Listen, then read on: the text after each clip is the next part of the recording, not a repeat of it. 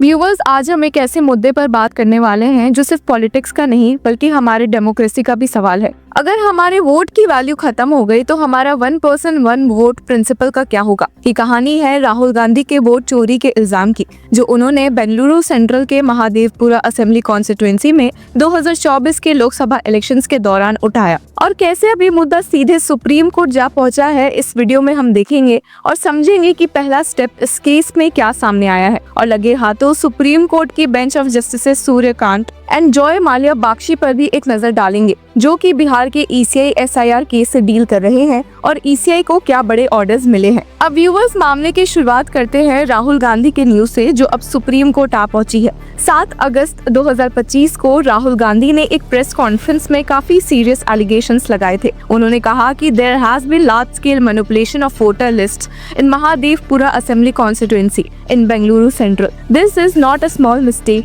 It is a deliberate attempt to distort lawful votes. ये बात सिर्फ एक पॉलिटिकल स्टेटमेंट नहीं थी। उन्होंने स्पेसिफिकली ये भी पॉइंट किया कि 40,009 इनवैलिड वोटर्स और 10,452 डुप्लीकेट एंट्रीज लिस्ट में हैं। कुछ लोगों के पास different EPIC numbers in different states है, जबकि एपिक नंबर यूनिक होता है और एक ही हाउस एड्रेस और फादर्स नेम के साथ मल्टीपल वोटर्स लिस्टेड है। एक बूथ में 80 वोटर्स ने एक छोटे घर का एड्रेस दिया था, और इन सब एग्जाम्पल से ये सवाल उठता है कि क्या ये रोल्स सच में एक्यूरेट है या फिर बोगस वोटिंग के चांसेस है। राहुल गांधी ने ये भी हाईलाइट किया था कि such manipulation of the voter list strikes at the very root of the constitutional guarantee enshrined under Article 326, violates Article 324 and directly infringes Articles 14 and 21 of the Constitution of India। अब इस मुद्दे को लेकर supreme court में एक public interest litigation file हुई, जिसे advocate Rohit Pandey ने दाखिल किया। पिटीशन में उन्होंने डिमांड की कि इलेक्शन कमीशन को एक special investigation team headed by A farmer जज बनानी चाहिए, जो एलिगेशन की थरो इन्वेस्टिगेशन करे। पिटीशन में ये भी कहा गया कि जब तक कोर्ट के डायरेक्शंस कंप्लीट नहीं होते, इलेक्टोरल रूल्स को रिवाइज या फाइनलाइज नहीं किया जाए। साथ ही इलेक्शन कमीशन को बाइंडिंग गाइडलाइंस इशू करने के लिए भी कहा गया, ताकि transparency, accountability and integrity ensure हो सके, और electoral rules accessible, machine readable और OCR कंप्लाइंट फॉर्मेट्स में पब्लिश किए जाए फॉर मीनिंगफुल पब्लिक स्क्रूटनी। अब पिटिशनर ने आर्ग्यू किया कि ये स्टेप जरूरी है क्योंकि the allegations reveal a systemic attempt to dilute and distort the value of lawful votes, thereby necessitating urgent intervention by this honourable court in a larger public interest. और अब बात करते हैं सुप्रीम कोर्ट के बड़े स्टेप की। Court ने 13 अक्टूबर 2025 को हियरिंग शेड्यूल की है। ये सुनवाई सिर्फ एक प्रोसीजरल हियरिंग नहीं है, बल्कि एक ऐसा स्टेप है जिससे ये क्लियर हो सकता है कि क्या सच में लार्ज स्केल मैनिपुलेशन हुई है, इलेक्शन कमीशन अपने ड्यूटीज को इम्पार्शियली और ट्रांसपेरेंटली परफॉर्म कर रही है या नहीं, और डेमोक्रेसी और 1 person 1 vote principal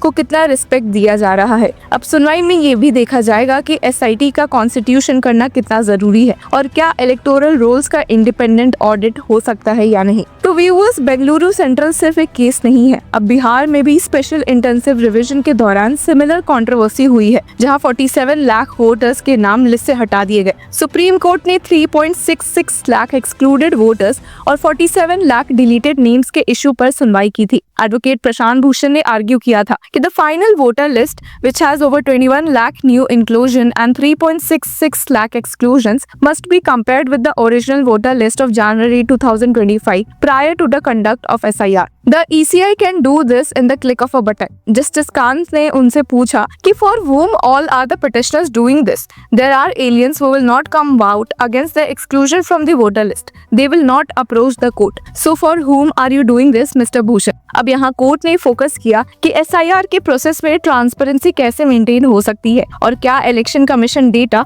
properly furnish हो रहा है या नहीं। इलेक्शन कमीशन ने बताया कि फाइनल लिस्ट के एड-ऑन्स मोस्टली न्यू वोटर्स है, और अब तक किसी एक्सक्लूडेड वोटर ने कंप्लेन फाइल नहीं किया। अब ये मुद्दा सिर्फ पॉलिटिकल नहीं है। अगर वोटर लिस्ट में मैनिपुलेशन हुई तो कॉन्स्टिट्यूशनल राइट्स को डायरेक्टली अफेक्ट करता है। पिटिशनर ने हाईलाइट भी किया कि article 326 universal adult suffrage, article 324 superintendence of free free and fair election by ECI, Articles 14 and 21, equality before law and right to participate in governance, और Articles 325 and 326, one person one vote principle को ही directly impact करता है। अगर ये principal violet हुआ तो democracy की फाउंडेशन ही शेक हो जाती है, इसलिए सुप्रीम कोर्ट का इंटरवेंशन क्रिटिकल है। अगर SIT बनाई जाती है तो ये एक मेजर स्टेप टुवर्ड्स अकाउंटेबिलिटी होगा। SIT इन्वेस्टिगेशन के थ्रू इलेक्टोरल रोल्स के डुप्लीकेट एंट्रीज और बोगस वोटर्स आइडेंटिफाई किए जा सकते हैं। इलेक्टोरल प्रोसेस की ट्रांसपेरेंसी और पब्लिक कॉन्फिडेंस बढ़ सकती है और फ्यूचर इलेक्शंस के लिए स्टैंडर्ड ऑपरेटिंग प्रोसीजर सेट हो सकता है। अब बात ऐसी भी है व्यूवर्स के कुछ लोग इस मुद्दे को पॉलिटिकल ड्रामा कहकर डिसमिस करेंगे, लेकिन व्यूवर्स ये सिर्फ पार्टी का इशू नहीं है,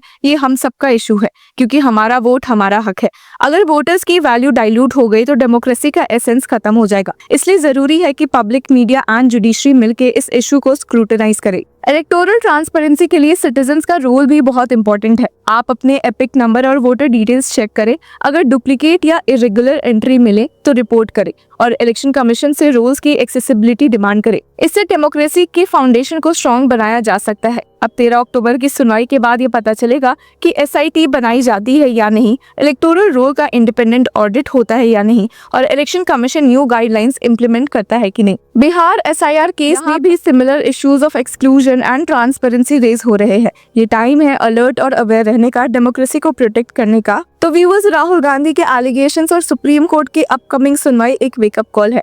अगर हम इग्नोर करते हैं तो वोट की वैल्यू डाइल्यूट होगी, one person one vote principle पे सवाल उठ जाएंगे और इलेक्टोरल ट्रांसपेरेंसी और इंटीग्रिटी कॉम्प्रोमाइज हो सकती है। लेकिन अगर कोर्ट, इलेक्शन कमीशन और पब्लिक मिलकर एक्शन लेते हैं तो हम अपने डेमोक्रेसी को स्ट्रॉन्ग और क्रेडिबल बना सकते हैं। और इन्हीं सब के बीच ने ECI ने काफी मेजर चेंजेस भी किए हैं, स्पेशली EVM और बैलेट पेपर दोनों में क्लैरिटी लाने के लिए कुछ सॉलिड स्टेप्स लिए गए हैं। CEC ने अनाउंस किया था कि starting with Bihar elections the serial number font on ballot paper will be larger across the country.